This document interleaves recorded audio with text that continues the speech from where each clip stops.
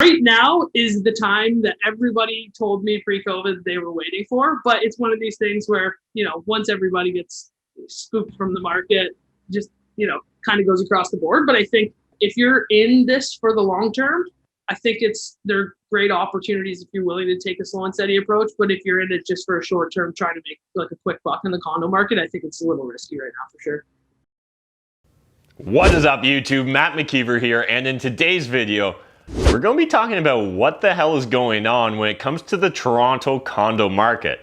I'm not sure if you guys have been paying attention, but 2020 has been a crazy volatile year for the Greater Toronto area and specifically for condos. So in today's video, we catch up with Emma Pace, our resident condo expert when it comes to the GTA. Emma's been on the channel, probably dozens of times now at this point, but she is crushing it as a realtor in the GTA, and she specializes in condo buildings. And not only that, she also specializes in condo buildings that deal with Airbnb. So Emma's just a wealth of knowledge. There's a ton of great tips and practical experience that she shares in this video. So I really encourage anyone that's thinking about either buying or selling a condo right now in Toronto during this extremely volatile market. This is information you have to hear. Now, a couple points in time, the audio's not perfect on this. We had a little bit of lag in the Zoom interview, but trust me, the information here is worth whatever little, hiccups might have occurred during the recording. You guys need to see this video.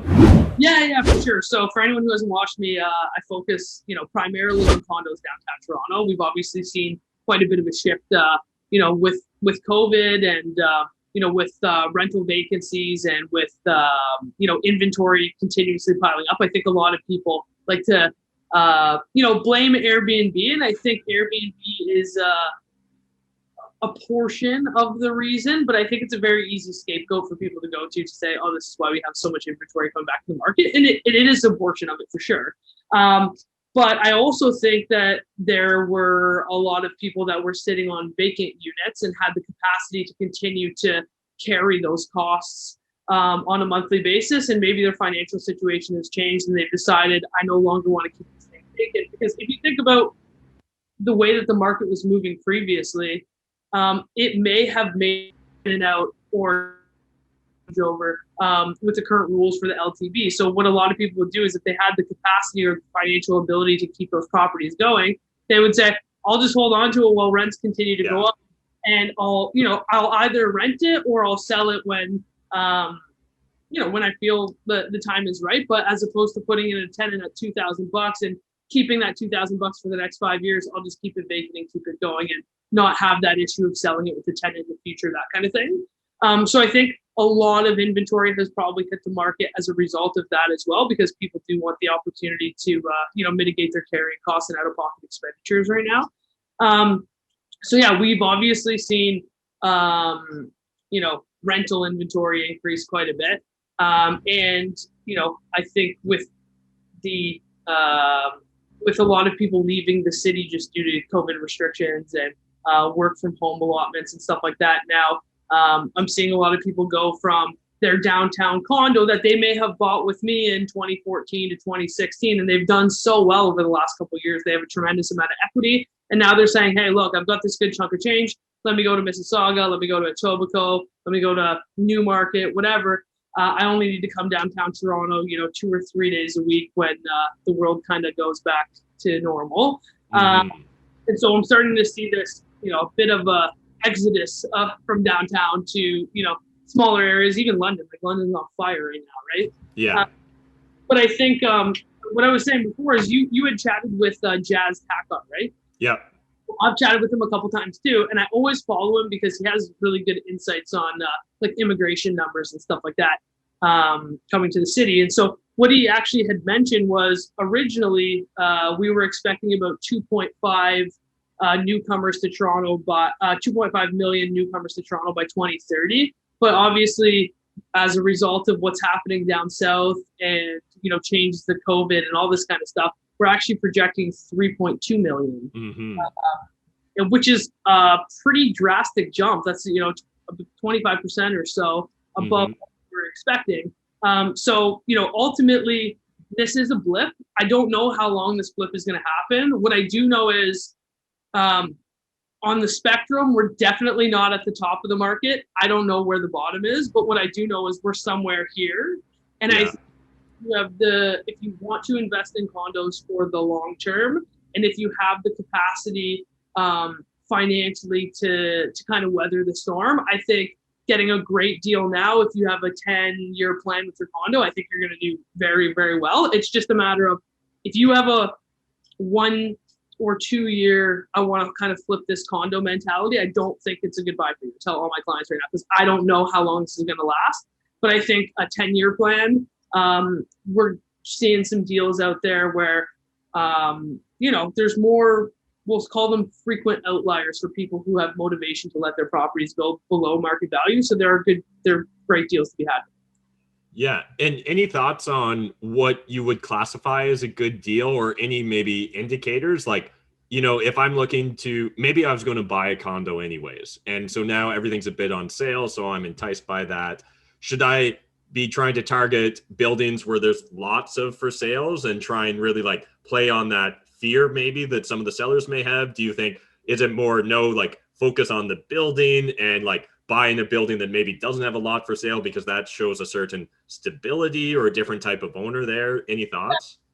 So I think it really depends on the buyer, right? So I think it depends on if we're talking about an end user or if we're talking about an investor, right? So with my end user clients that are saying, hey, I just want to get into the market, I want to buy a condo to live in downtown, I would be less concerned about those variables. What I think is most important for people is that they actually have the opportunity to get what I would call like the trifecta in purchasing right now, which is pricing, the unit itself, and the location. Normally, you get to choose 2 of those 3, and the third one is you can't be flexible on the third one. And unfortunately, for the most part, that tended to be price for most people, right? So we're either sacrificing on the unit quite a bit, or we're sacrificing on the location to get the better unit. And I think right now the benefit is you have the opportunity to kind of get an all-encompassing package. So I wouldn't necessarily focus on any of those indicators that you just mentioned. I would say just focus on getting the best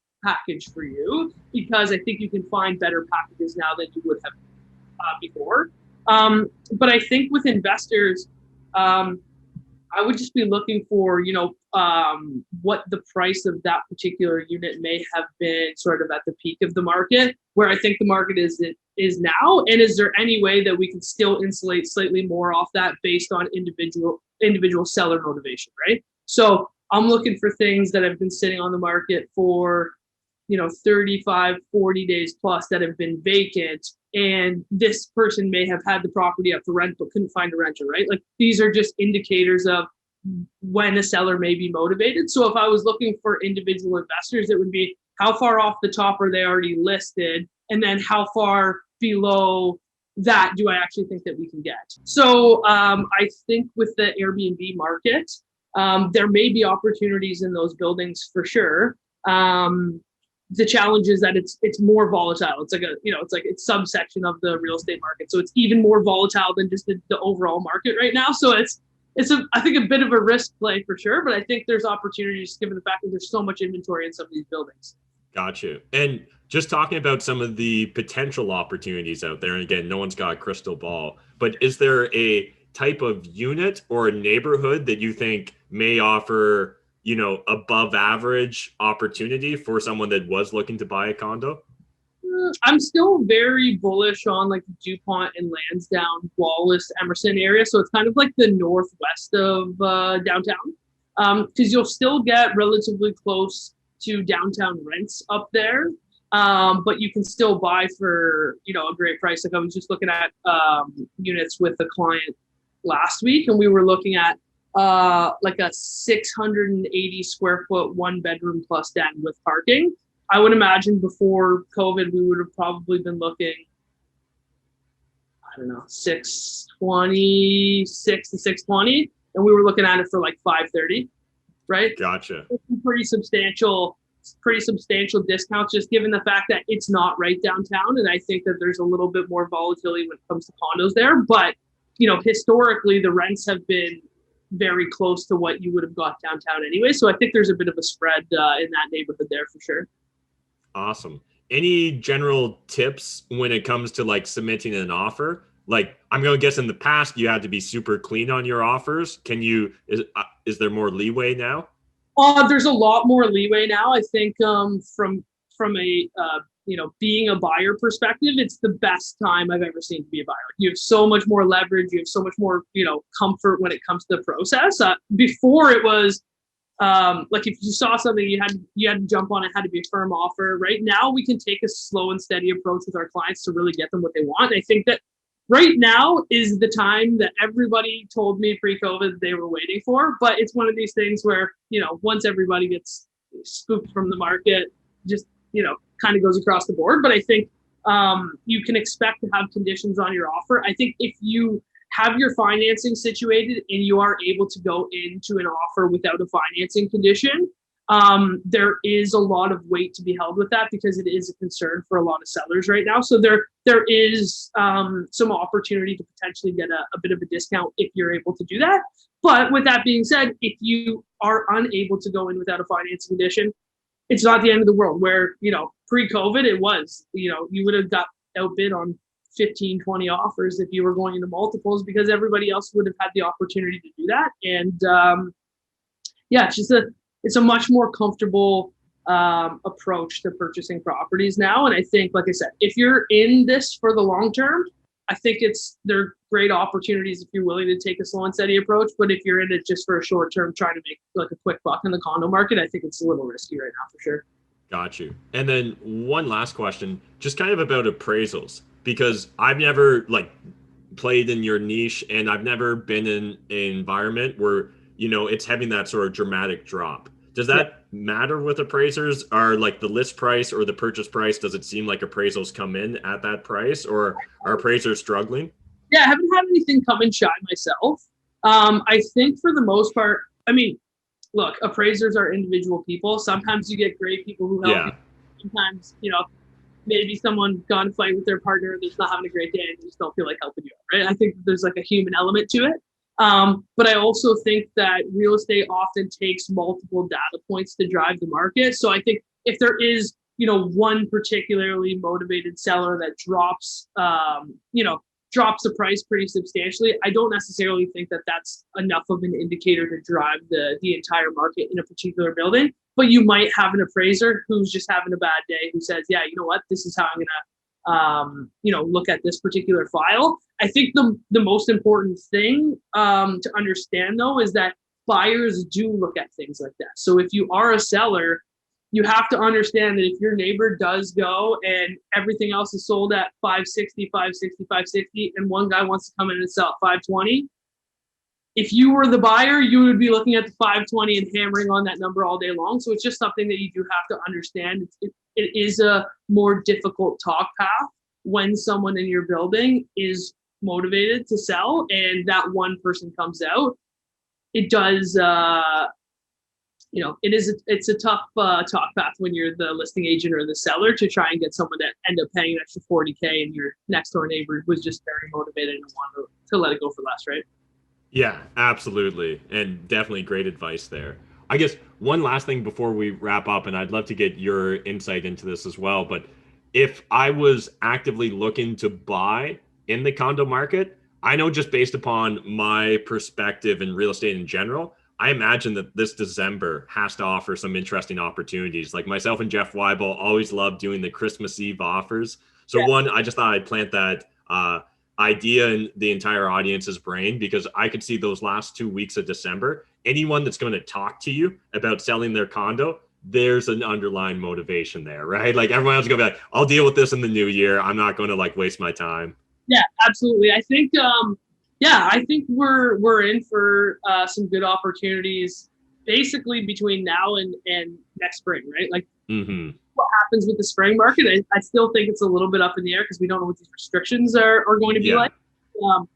I think December 2020, if you're looking for a deal, I think there's going to be deals out there. Like there are people who are motivated to sell. But like I said, my approach is if you're in it for the short term and you're trying to make a quick buck, do not buy a condo. If you're in it for the long term, I think there's great opportunities to be had, but you need to be willing to weather the storm. Awesome. Love it. Great advice as always, Emma. If people want to reach out or follow along with you on your journey, what's the best way to do so? Yeah, following me on Instagram is the best. So it's Pace of Base on Instagram.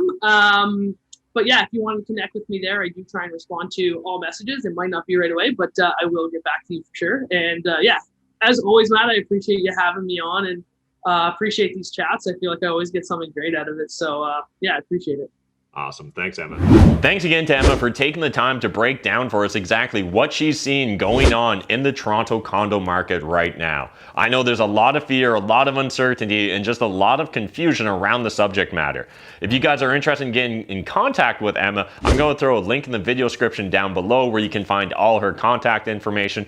Really encourage you guys to reach out to Emma if you've got any questions about the Toronto condo market. Otherwise, if you guys enjoyed this update, if you'd like to see more condo-oriented content on my channel, make sure you smash that like button, jump in the comment section, give us your feedback. And if somehow you're not already subscribed to my channel, I mean, I know you're probably not, because over 50% of the people that watch my videos are not subscribed. Go subscribe right now, it's completely free. And if you want some bonus points, make sure you got that notification bell turned on. Thanks, guys.